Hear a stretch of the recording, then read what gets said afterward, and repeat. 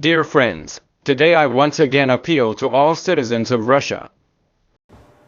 Thank you for your endurance, unity and patriotism.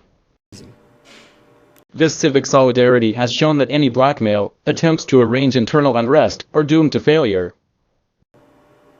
I repeat, the highest consolidation of society, executive and legislative power at all levels was shown.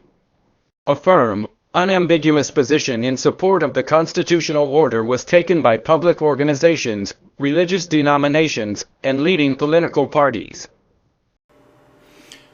In fact, the entire Russian society.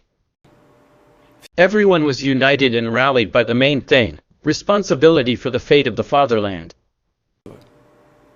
I emphasize that from the very beginning of the events, all the necessary decisions were immediately taken to neutralize the threat that had arisen, to protect the constitutional order, the life and security of our citizens. An armed rebellion would have been suppressed in any case. The organizers of the rebellion, despite the loss of adequacy, could not fail to understand this. They understood everything, including the fact that they went to criminal actions, to split and weaken the country, which is now confronting a colossal external threat, unprecedented pressure from outside, when our comrades are dying at the front, with the words, "Not one step back."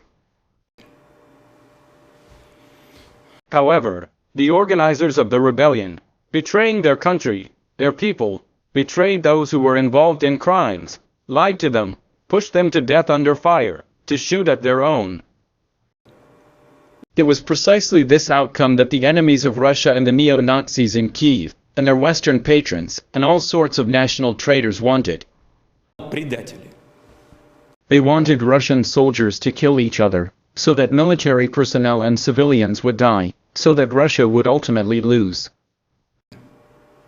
And our society has split, choked into a bloody civil strife. They lost their arms, dreaming of taking revenge for their failures at the front and during the so-called counter-offensive. But they miscalculated. I thank all our military personnel, law enforcement officers, special services who stood in the way of the rebels, remained faithful, duty, oath and their people. The courage and self-sacrifice of the fallen heroes pilots saved Russia from tragic destructive consequences. At the same time, we knew and we know that the overwhelming majority of the fighters and commanders of the Wagner Group are also Russian patriots, devoted to their people and state. They proved it with their courage on the battlefield, liberating the Donbass and Novorossiya. They tried to use them in the dark, against their brothers in arms, with whom they fought together for the sake of the country and its future. Therefore, from the very beginning of the events, on my direct instructions, steps were taken to avoid a lot of bloodshed. This took time, including to give those who made a mistake a chance to think again, to understand that their actions are resolutely rejected by society and what tragic, destructive consequences for Russia, for our state, the adventure in which they were dragged leads. I thank those soldiers and commanders of the Wagner Group who made the only right decision. They did not go to fratricidal bloodshed, they stopped at the last line. Today you have the opportunity to continue serving Russia by entering into a contract with the Ministry of Defense or other law enforcement agencies. Or return to your family and friends. Whoever wants can go to Belarus. The promise I made will be fulfilled. I repeat, the choice is yours. But I am sure that this will be the choice of Russian soldiers who have realized their tragic mistake.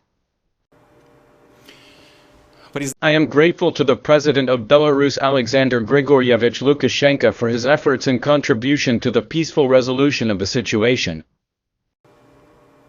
Let me repeat, it was the patriotic mood of the citizens, the consolidation of the entire Russian society that played a decisive role these days.